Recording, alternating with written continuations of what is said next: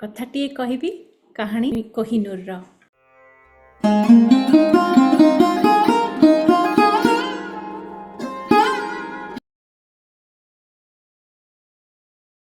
It's about the Koh-i-Noor, the diamond that has fascinated millions of people through so many centuries of time period.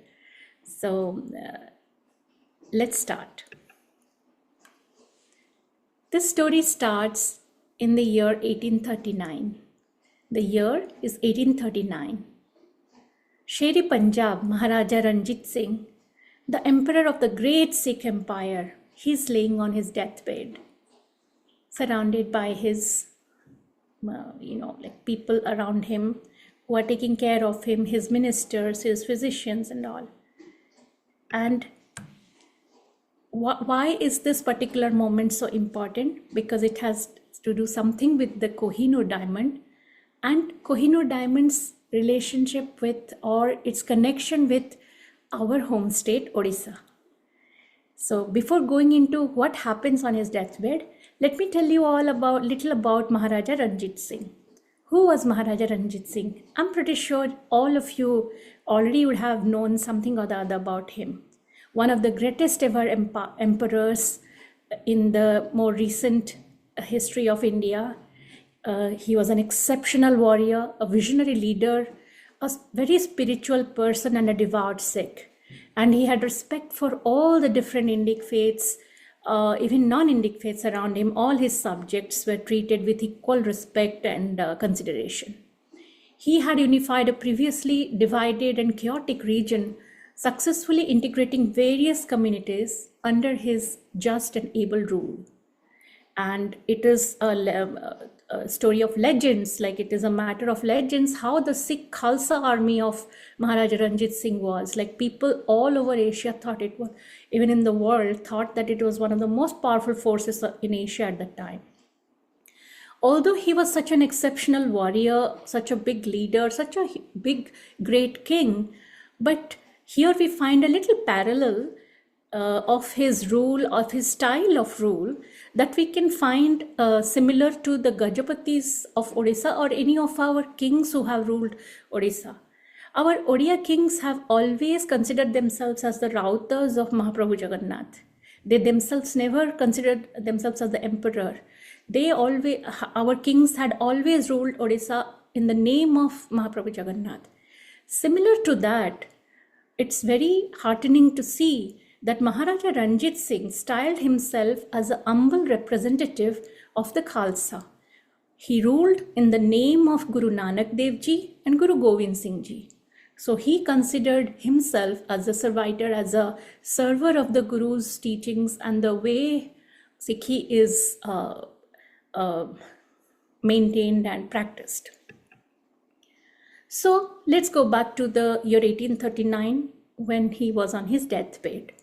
After giving all that, all those characteristics about the Maharaja, you will find it very surprising that on his deathbed, out of all his very precious jewels and treasures, he had bequeathed his most prized jewels and a lot of money, and along with the jewels, his most dearest possession, the Koh-i-Noor diamond.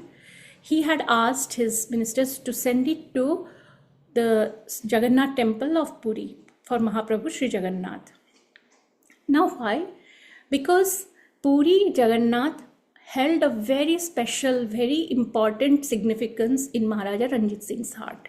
Although he personally had never been able to do the Tirtha to Puri or to come and have a darshan of Mahaprabhu Jagannath, still he had immense respect for the Dham, Jagannath Dham, and he wanted his most precious jewel to be given to the Mahaprabhu, the Lord of the universe.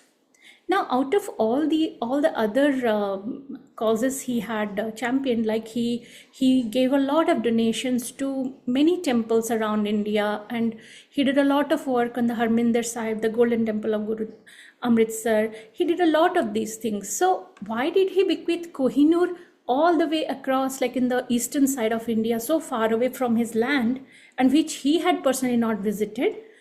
It will be a part of our presentation today, along with the journey of Koh-i-Noor. So how do we know about this? Like, this is a real thing. This is documented. We haven't documented the British Raj, the English East India Company, and the British government officials, whatever their drawbacks or negative traits when they ruled India. One thing is they always have been great record keepers. You find detailed records in British correspondences and other records and memoirs. So similarly, here we find an actual letter which was written by Charles Metcalfe, the British political agent at Maharaja Ranjit Singh's court. He had written a letter to Thomas A. Maddock. He is the officiating secretary. He was for the government of India that time. It was dated July 2nd, 1839. And in it, he says that during the last days of his illness, Ranjit Singh is declared to have bestowed to charity jewels and other property to the supposed value of 50 lakh rupees. Among the jewels, he directed the well-known Koh-i-Noor diamond to be sent to the temple of Jagannath. But alas, the dying Maharaja's wishes were not honored. And who didn't honor? The very common belief is that the British didn't honor. Like, the British actually went away against his wishes and took the diamond, because now we find the diamond among the crown jewels in the British possession. But the story runs even deeper. Before the British had even occupied or annexed Punjab, this time annexation of Punjab had not happened. 1839, Punjab was still independent and it was not yet annexed. So at this time, when it was supposed to be donated to Puri, Mahaprabhu Jagannath, who refused that? The person who is in charge that time, who was in charge of the Toshakhana, or the royal treasury. That was a person by the name Beliram. He was in charge, and when he was told of the Maharaja's dying wishes, he totally refused to release the Koh-i-Noor to be sent to Jagannath Puri, saying that it is state property. It is not Maharaja Ranjit Singh's personal belonging that can be given. Whatever his reason was, that we cannot fathom now. People's psychology, how people think, how people act. Every person is different from each other. So this particular person who was in charge of that Toshakhana, because of what did he act like that, we will never know.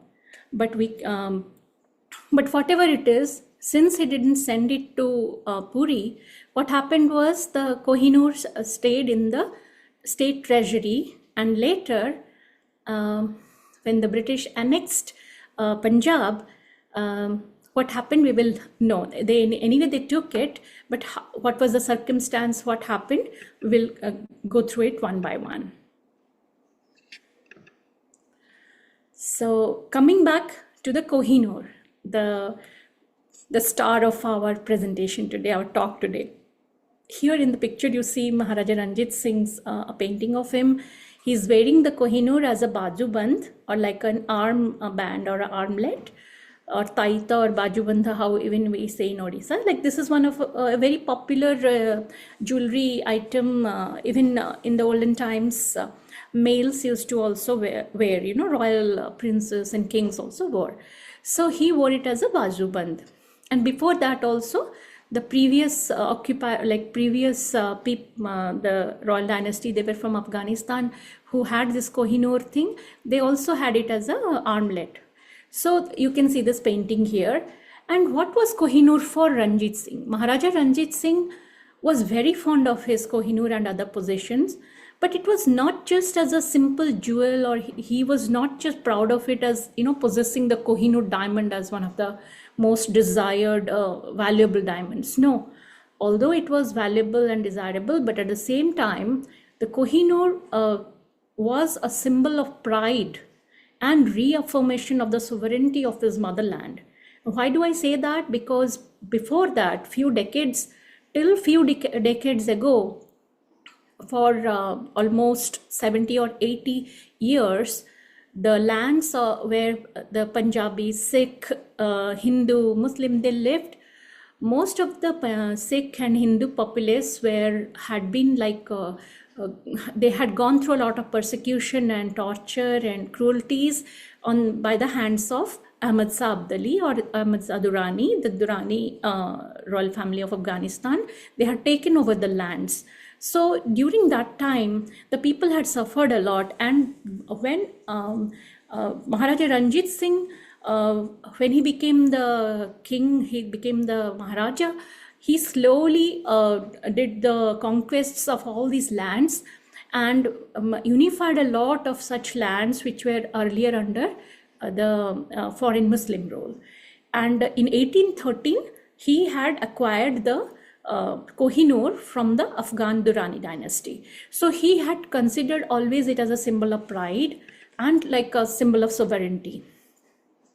Now, it was so important to the Maharaja, and he gave it away in his deathbed. I have read papers which says that although he was very attached to his jewels, around his dying years, he became more spiritual, and he didn't even want to bequeath his royal jewels to his son or his descendants. Like, he had many sons. He didn't want to pass it on to them. He said, these are just things which human beings should not, although I did, but maybe I was wrong, and this is not meant for humans. This is meant for the divine. And we as human beings come empty-handed, we will go empty-handed. Whatever we take will be our spiritual balance and our treasure. Such jewels and stones and wealth, all these are transient things. We cannot take it with us, and such things belong to the divinities. So he thought about giving it away. Now, as I had already raised this question a little while ago, out of all the other holy places in India, like there are so many significant holy places, why did Maharaja Ranjit Singh choose Sri Jagannath of Puri to be the possessor of Koh-i-Noor? To understand that, we have to understand about the psyche, about I had mentioned, you remember, that Maharaja Ranjit Singh was a very devout, very spiritual person, and he ruled his land in the name of his gurus, Guru Nanak Dev Ji, Guru Gobind Singh Ji, and the Khalsa. So imagine how important the gurus and their thoughts and philosophies were to Maharaja Ranjit Singh. And so let's go and understand how the gurus are connected with our Jagannath Dham of Puri. First, Guru Nanak Dev Ji, who is considered the founder of Sikhism. In 1506 or around 1508, most people think it is 1506, Guru Nanak Dev Ji visited Odisha. He came through Bhadrak and took the Jagannath Sadak and took through many halts. He finally reached Puri at Swargadwar, and I believe it was a Champakadwadasi or something that day. And when he reached Puri, he many stories are already there, already coded and already published about Guru Nanak Dev Ji's journeys and his time in Puri. He spent 24 days, and these type of spiritual journeys of Guru Nanak Dev Ji are called the Udasis, or the spiritual journeys. And how this journey of his, out of all the Udasis he took to so many different parts of the world, Puri changed him. Puri left a huge impact and a very amazing spiritual knowledge and understanding in him, and he changed. His thoughts changed when he saw Prabhu Jagannath, Mahaprabhu Jagannath. So Guru Nanak Dev Ji's visit was full of lot of wonders. Like, there are so many fables and legends about what happened when he came. Initially, he was not let into the temple. Like, there are so many stories. We will not go into details into the stories because today's topic is Koh-i-Noor. Maybe another time we can talk about Guru Nanak Dev Ji's, trips to Odisha. So today, I'll be succinct about it. So with his Puri trip, three things are very important. The testimonials that we can actually say that how important Puri visit was, Sri Jagannath Mahaprabhu's darshan was for him. When he finally was allowed and when he saw Sri Jagannath's Arati happening, he was so moved during that Arati, and he himself composed a beautiful Arati by the name Gagan Mein Thal. So he composed this Arati, which is even now sung at most all Gurudwaras, including the Harminder Sahib. The name Gagan Mein Thal Arati, he composed looking at Sri Jagannath, the deities, when their Arati was going on. And when he came to Puri, as all of you must be already knowing this, that Guru Nanak Dev Ji was of the Bhakti Marg. And many Bhakti Marg saints like him, Kabir, and a lot of other names are there who they believed in the formless worship of the divinities, of the lords, gods. They didn't believe in worshipping God in an idol or an image form. So Saka, Akar, Nirakar, if you know this word, so they didn't think about the Akar or Sakar, Akar, or the form like an image or idol form worship. So first hand he rejected that, okay, Jagannath's, Balabhadra, Subhadra's idol, there are idols. But his first thought was soon to be changed. When he actually saw the Aarti and when he saw the deities, he realized that the symbolic images of Sri Jagannath was neither of any Akar nor was it Nirakar. So people say that whoever recorded that time, they say that Guru Nanak Dev Ji is seeing the Kimkar, means Kim Akar, or which form is this? He was simply astonished and was overwhelmed with the reverence. He understood the universalism of Sri Jagannath, Jagannath being the Lord of the universe and of he being the God of all people. Like in there is no caste, creed, religion, language, anything when it comes to Jagannath. So looking at that, he started the Nam Kirtan of Lord in his own way. Then there are places like the Bauli Matha and the Mongu Matha, which were associated with Guru Nanak Dev Ji's trip to Puri. The Mongu Matha, unfortunately, is not in its previous form anymore. But the Bauli Matha is still there in the Swargadwara, where Guru Nanak Dev Ji is supposed to have, the little Bauli, which was the well which was dug. Although it was near the sea beach, it gave sweet water rather than salty water. So that was one miracle thing that is associated with his visit. Then after his visit, the way his philosophies changed. Later years, when Guru Arjan Dev was compiling the Guru Granth Sahib, he actually had incorporated Sri Jayadev's few of the verses into the Guru Granth Sahib. So many of us Odiyas don't know that the Guru Granth Sahib has some verses from Sri Jayadev, the same Jayadev who has composed Sri Gita Govinda. The verses in Guru Granth Sahib are not pure Sanskrit, how Jayadev's works are. They are little modified with Sanskrit and the Punjabi or the local dialect. So, but they are Jayadev's verses as been told by, as they have mentioned and recorded, like Guru Arjan Sahib. So, I mentioned about the Gagan Mein Thal Aarti. In this slide, I have put the entire thing, so I'll just quickly say it, but when you are watching this video, if you want, you can pause and read through it. And there are videos and audios of this Aarti also available online. You can watch. It is simply divine. It is so beautiful, such a deeply spiritual understanding and feeling it creates when you even just read or listen to this Aarti. So he starts this saying that Gagan mein thalu ravi chandu deepak bane taraka mandal janak moti धूप मल आनलो पवन चवरो करे सगल बनराई फूलंत ज्योति कैसी आरती होई भवखंड ना तेरी आरती अनहत सबद बाजंत very.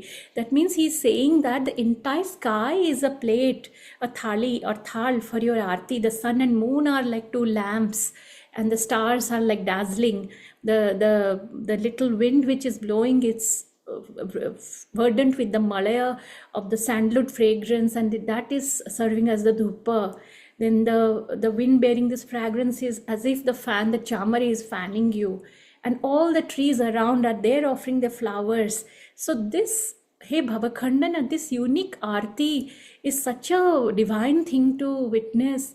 And he was like, his eyes were tears were flowing non-stop from his eyes when he watch this arti of Mahaprabhu Sri Jagannath. He also has talked about how about Jagannatha's form. Thousands are your eyes and yet you have no eyes. Thousands are your forms yet you have not even one form. So the words are written here. Sahasatava naina nana naina hai tohi kau sahasamurati nana ek tohi. So please read through it later on, and you will know how deeply he was affected with his visit to Sri Jagannath. And this he carried throughout his life. In his later year, his teachings, his vanis, his philosophies, a lot of his trip to Puri and his realization with Sri Jagannath is reflected in that. And that is encoded in the Guru Granth Sahib later. And now that Guru Nanak Dev Ji is the first Guru. Let's fast forward to the last Guru, Guru Gobind Singh Ji. He is revered as the 10th and last of the human gurus of the Sikh faith. And he is the creator of the Khalsa in 1699 to protect the Hindus and Sikhs against the very cruelly done persecutions and tortures from the Muslim rulers that time, especially the Mughals. He created the Khalsa, and that is a very beautiful story about the Khalsa. Again, I'm not going to elaborate about it. Please take some time and find out how the Khalsa was created and who are the Panch Pyare, like why the Panch Pyare. The story behind it is really beautiful. So I'll just say about the Panch Pyare. He had created Khalsa, and the first Panch Pyare. Panch Pyare means 5 dearly beloved people. So 5 Panch Pyares were different people from 5 different people who volunteered themselves as the first volunteers. Their life they dedicated to this Khalsa. Out of all these 5 Panch Pyares, one of them, his name was Bhai Himmat Singh, and he had come he was 17 years old and he had come all the way from Puri, Sri Jagannath Dham. So imagine, almost 100 years ago or before that, Guru Nanak Dev Ji had already come to Puri, and he had gone back with such good experiences. So throughout later decades after Guru Nanak Dev Ji's visit, Odisha was Puri and Cuttack, all these places had the presence of Sikh people also. People from the Sikh faith, they came to these places and they stayed and lived and earned their living. So Bhai Himmat Singh's family was settled in Puri, and he was born in Puri. His family was Kumhar or Jeevar family. They were water suppliers.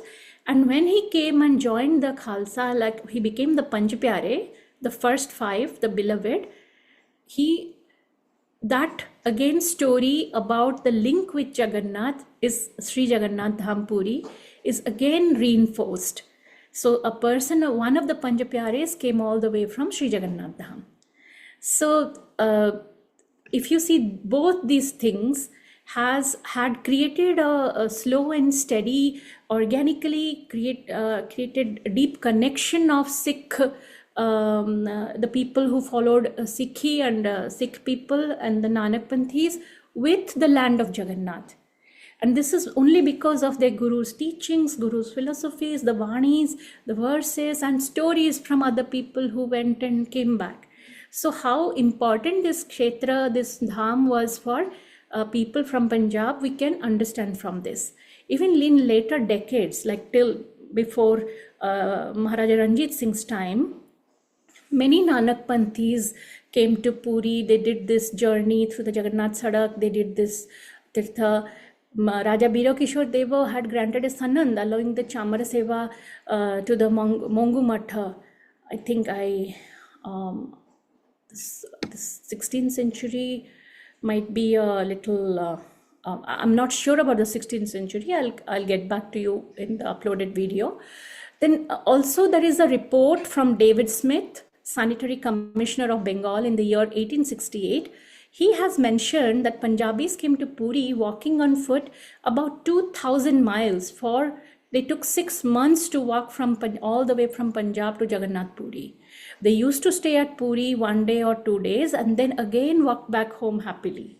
So imagine the surprise of such British government officials when they're recording about such journeys. Like, they would have been surprised, like, how come these people can walk for 6 months just to have like a darshan of the God here, and then again just in a day or two they walk back. So such things are already recorded, and these I have presented here just to enhance the fact how important Sri Jagannath Kshetra, Jagannath Dham Puri was for people from Punjab and the Sikh faith.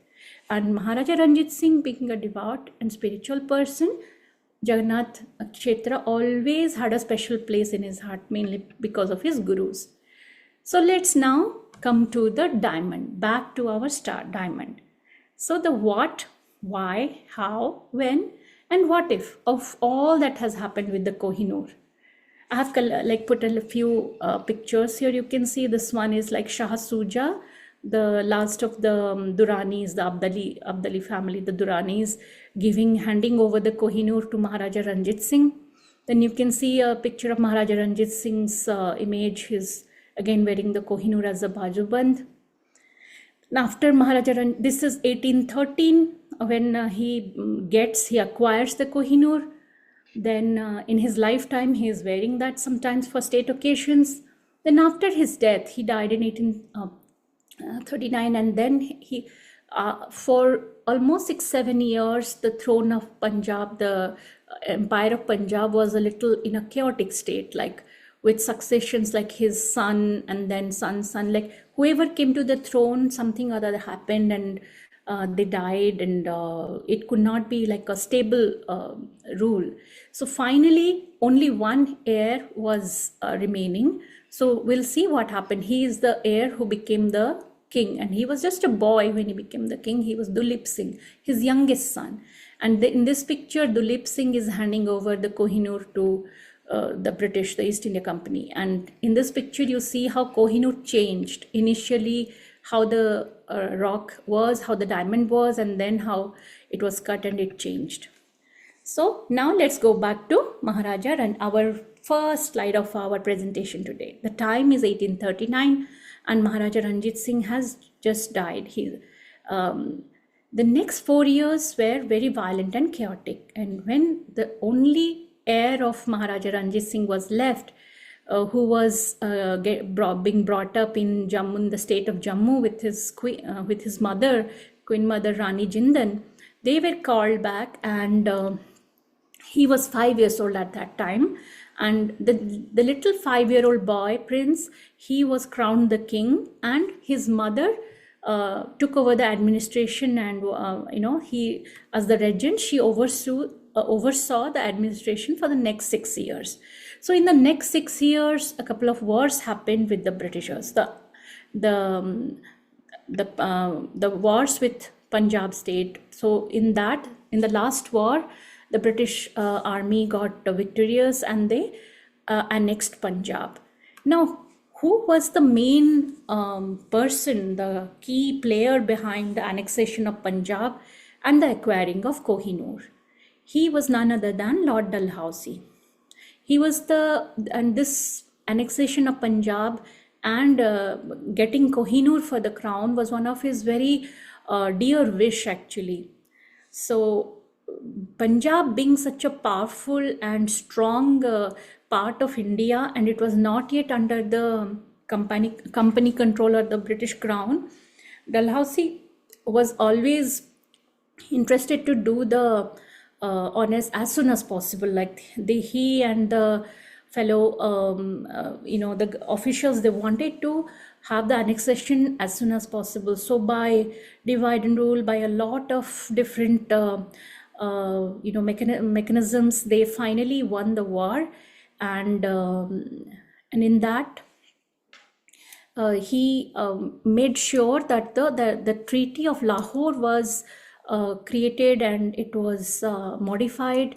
And then in the Treaty of Lahore, there were a lot of stipulations. And one of the stipulation was the young boy king, Maharaja Duleep Singh, had to hand over the Koh-i-Noor in a ceremonial, way, showing that he is giving away all his sovereignty, the sovereignty of his people and his kingdom, and at the same time giving away all the precious jewels, mainly the Koh-i-Noor. So why he was interested in the Koh-i-Noor? Mainly because Maharaja Ranjit Singh had other very precious jewels and even more valuable than Koh-i-Noor. But why was Dalhousie more interested in Koh-i-Noor? Again, it goes back to the reason that Koh-i-Noor was considered as a symbol of, like, whoever has Koh-i-Noor, he has like the power in India, or they are the kings of the land, or they have the most, like how we used to say Chakravartin, like that. It's like a symbol which stands for the sovereignty of the power that it gives to the king. So because of that, he thought that this belongs to the greatest emperor or empress of that this world has seen, and she is none other than Queen Victoria. So this should go to the crown of England. And you can see a picture I have sourced from a blog, where Lord Dalhousie is visiting the young Maharaja. This time annexation is not yet done. Duleep Singh is still the king. It's 1845, and he's visiting. I have taken a little bit of excerpt from his diary, and what Dalhousie wrote in his diary. He says the Koh-i-Noor has ever been the symbol of conquest. So whoever is the conqueror, they take it as the war booty. Like before them, Maharaja Ranjit Singh got it from the Shah Duranis, the Shah Suja, the Afghan chiefs. Then before the Afghan chiefs, they got it from Nadir Shah. Like whenever you go back in time, whoever has acquired Koh-i-Noor, it has always been a symbol of conquest. So for them, because the British government conquered the kingdom of Punjab and has resolved to add it to the territories of the British Empire, I have a right to compel the Maharaja of Lahore, in token of his submission, to surrender the jewel to the Queen, that it may find its final and fitting resting place in the crown in Britain. For there is not one of those who have held it since its original possessor who can boast so just a title to its possession as the Queen of England can claim. So according to him, the Queen of England's title was the greatest ever till date out of any kings or queens that have come. So that was way back 1839. Maharaja Ranjit Singh died 1845. He's visiting the young prince. By 1849, what has happened is Punjab has fallen. The treaty is signed, the Treaty of Lahore, and the mere 10-year-old boy king, Duleep Singh, he is made to give away, like surrender, hand over the his state and the jewels in a formal ceremony. So in his official notes from the Darbar, Dalhousie writes of the young Maharaja that he's endued with an intelligence beyond his years. The 11-year-old orphan king surrendered the armlet containing the Koh-i-Noor. On May 16, 1850, it was put on a ship bound for England.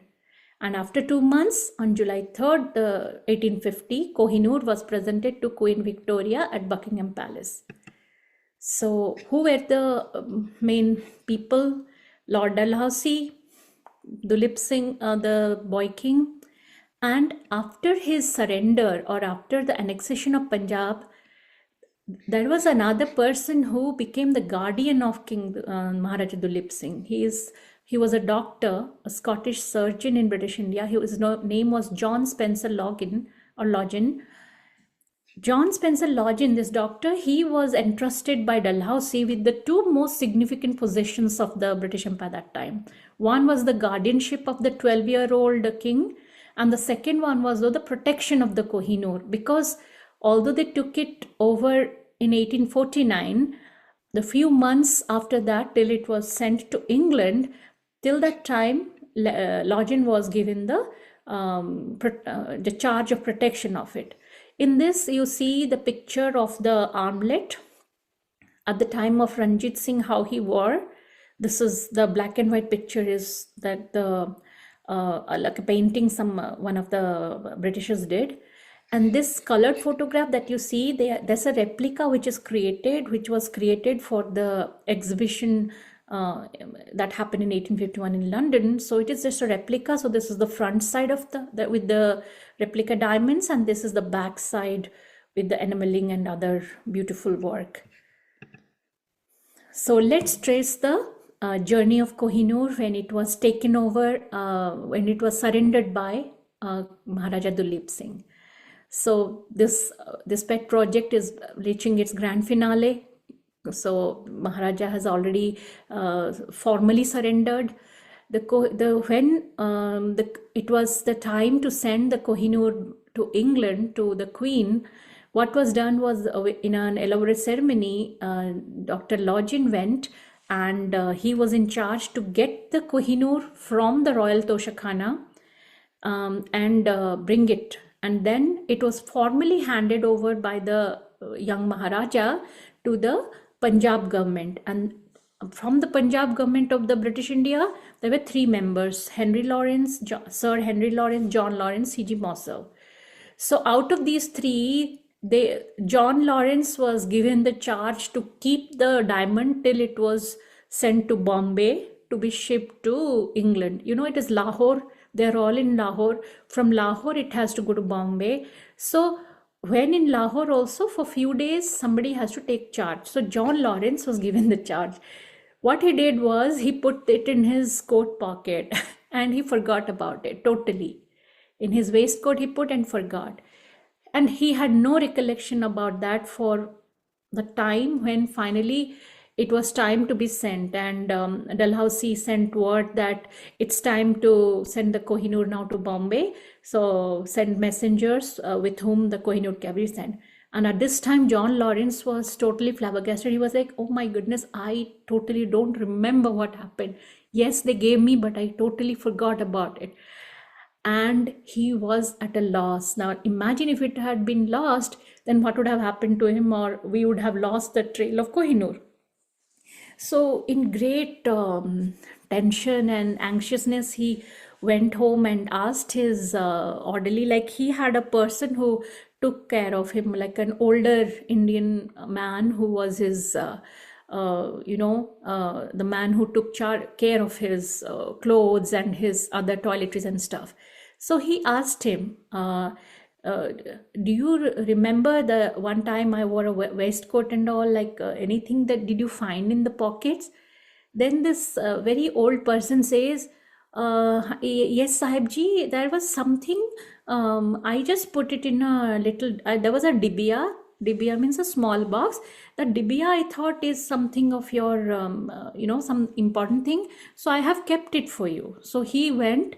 And he had in his room, he had a broken tin box, and the tin box he opened and brought out that little dibiya and brought it to this John Lawrence.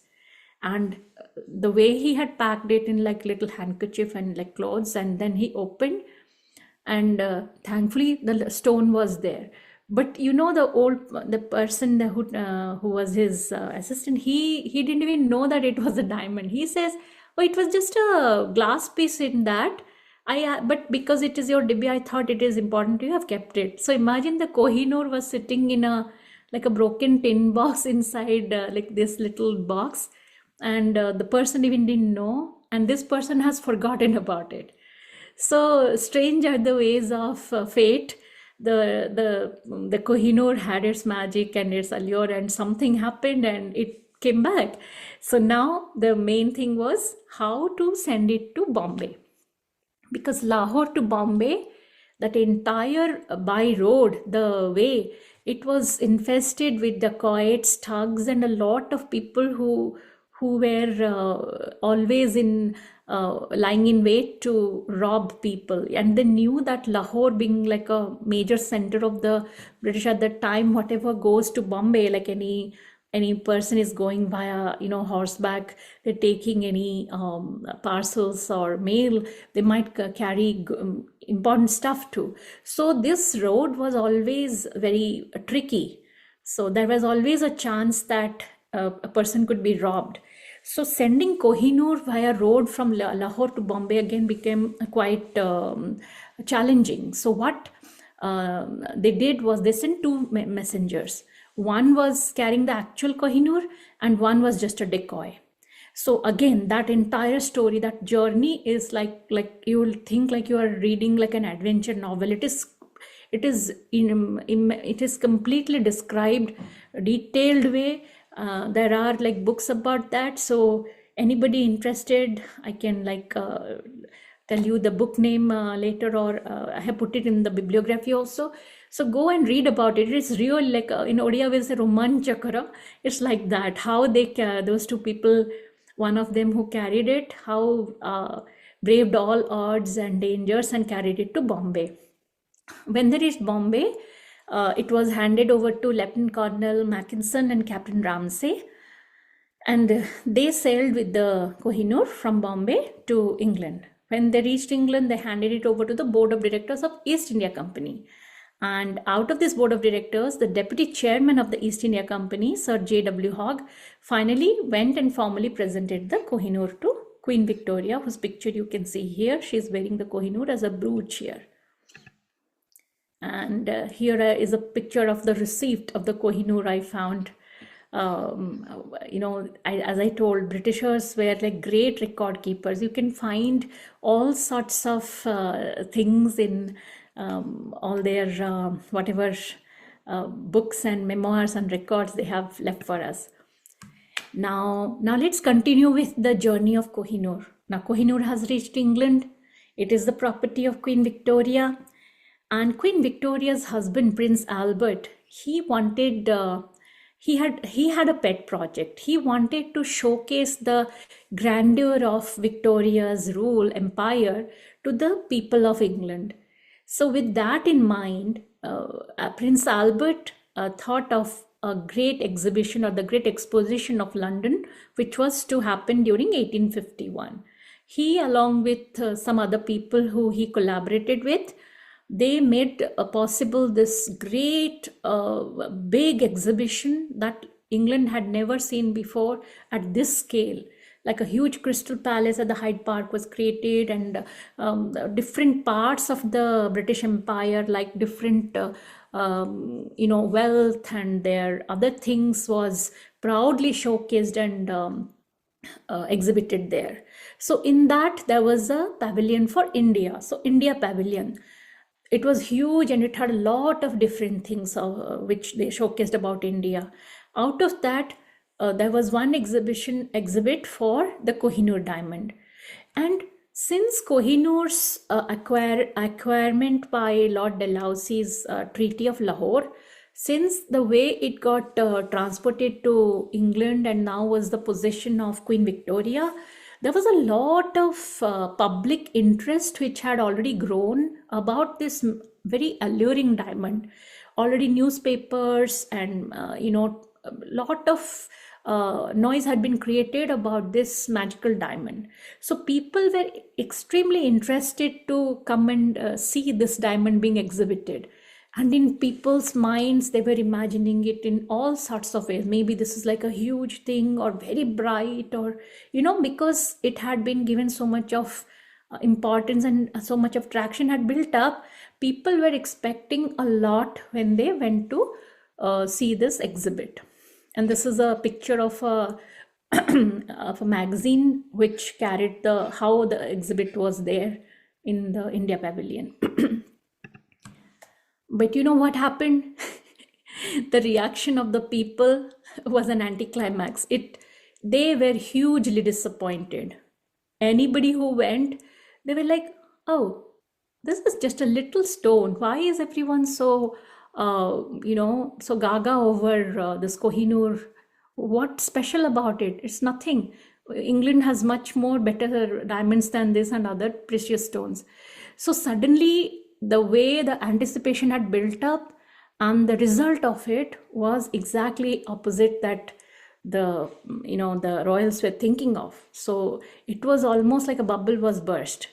So then what happened was Prince Albert thought, since the public was also not happy and the response was not good, he thought that maybe this diamond is really not, right now it's not worthy of being worn by the queen. So he arranged for the Koh-i-Noor to be cut and resized to make it seems more dazzling and appealing so that the queen could wear it. So it was cut and resized and it became smaller, but it became a little more brilliant in its brilliance.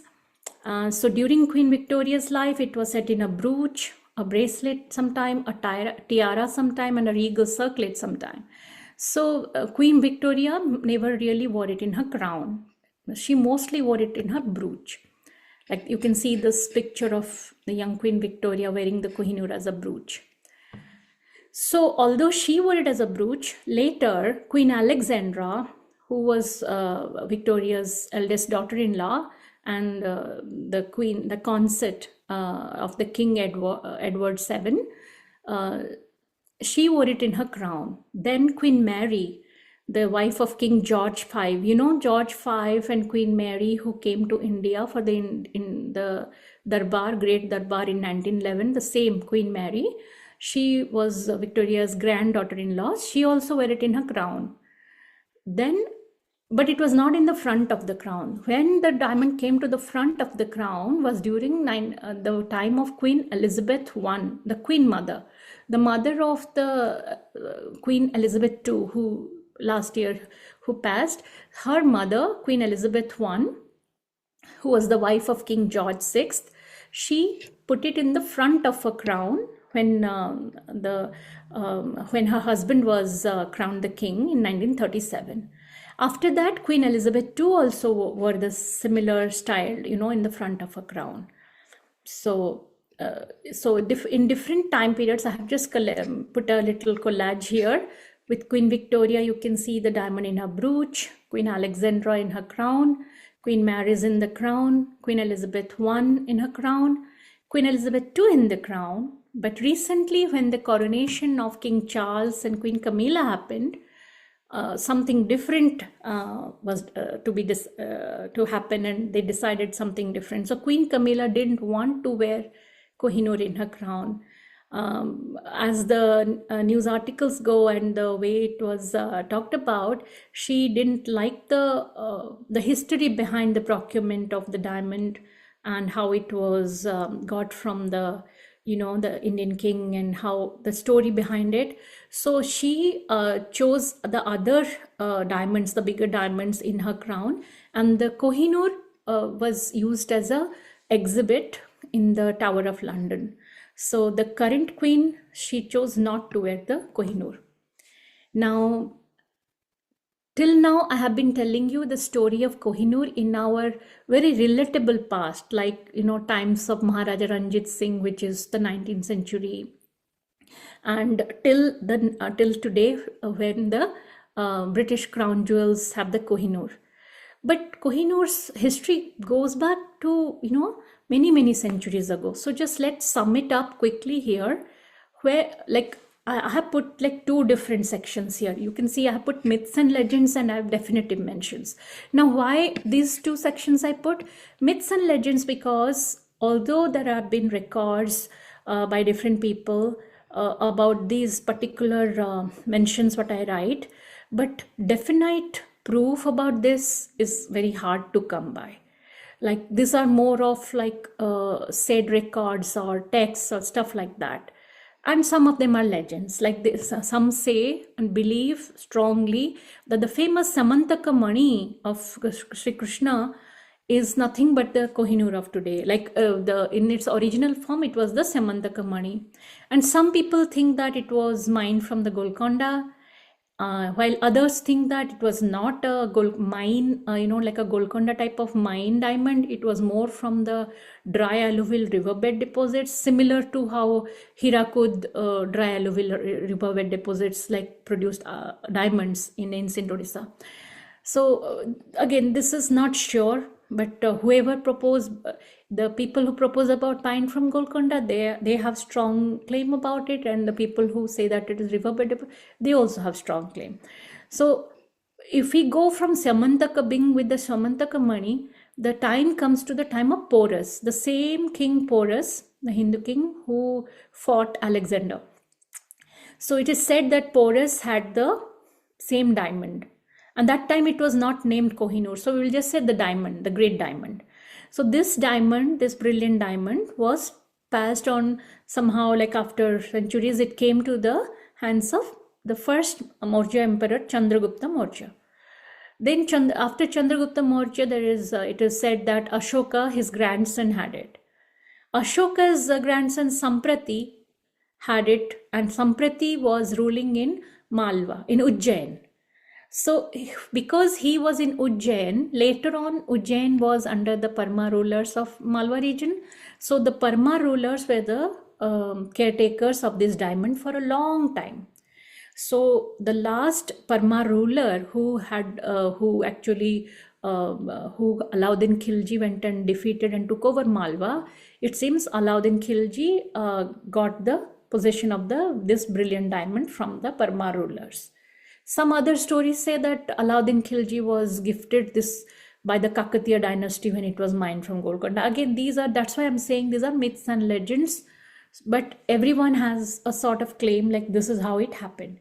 So now let's come to the definitive mention. So by the time we hear about Mughals, when the Mughals were ruling, Babur initially got it via the things after Alauddin Khilji and the other dynasties, and finally it came to the Mughals. In 1526, we find a mention about this great diamond. Even now, its name was not Koh-i-Noor. In 1739, Nadir Shah, the person from the attacker from Persia, he attacked India.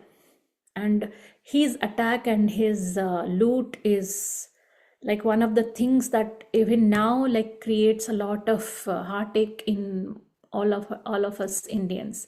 Like the type of carnage he did in Delhi and like India when he attacked, and the type of loot he took, like he carried over, we cannot even imagine how much wealth and precious things he carried away, and also humans as slaves and other things. So yeah, then during that unfortunate time, it went to the hands of Nadir Shah, who actually, as soon as he saw this diamond, he said, it seems Koh-i-Noor. That means the mountain of light.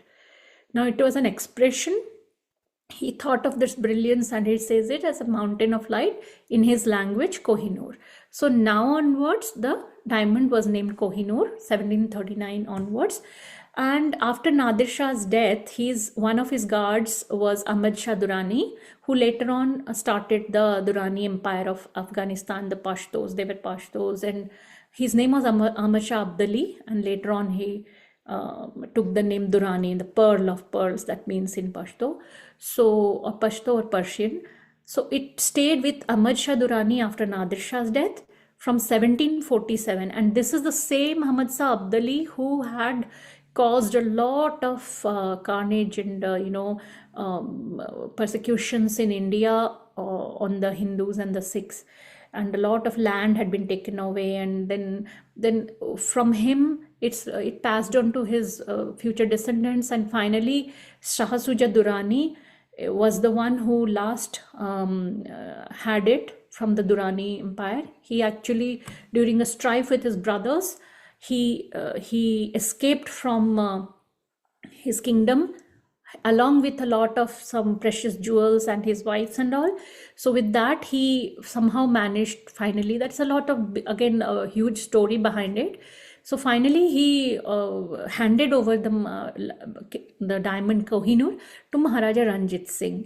In exchange of, he wanted Maharaja Ranjit Singh to help him recapture his kingdom and stuff. So that time, how he handed, and 1813, it came to Maharaja Ranjit Singh, and then the rest is history.